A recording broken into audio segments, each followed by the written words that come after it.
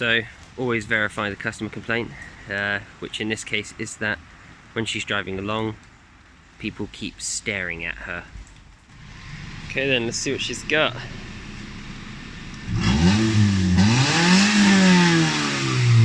Okay, customer complaint verified.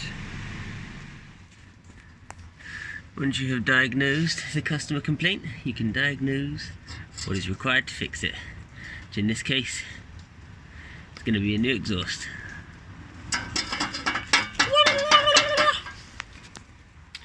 Okay, then, so I've taken the old back box off and I've cleaned it up a bit with a wire wheel and brake cleaned it all off. Cleaned up this one here as well, and I'm just going to give them a lick of paint.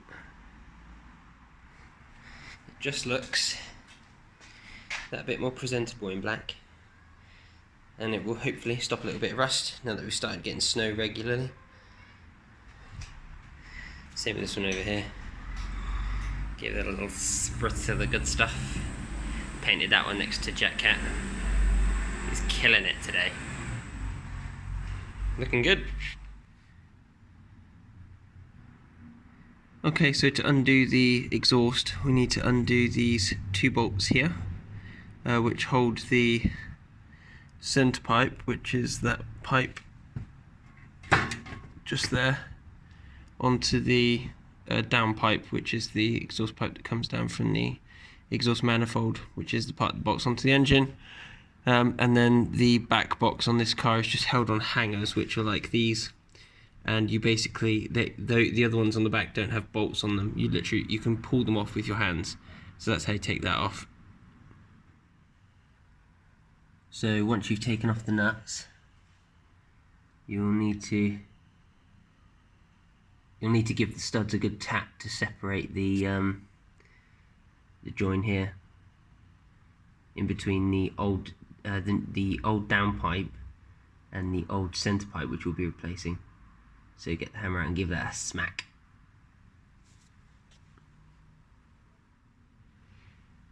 After said smacking, it should look like that. So the gasket I'll be using at the front is a flat gasket, just like the old one, and the gasket for the rear is one of these little bad boys, which is crushable. So the more you tighten it down, it basically just crushes and to create a seal. Okay, so for now, I'm going to leave mine untightened. It's just there to hold it roughly in place a little bit, and it's engaged by a few threads because the other end of it is obviously on the floor. So I need to get the whole thing up, connected and on the hangers, leaving the bolts loose, and then I will tighten them all up at the same time. Okay, so once the exhaust is in and you've hand tightened them, just go ahead and tighten down the bolts. I always like to replace mine with brand new ones.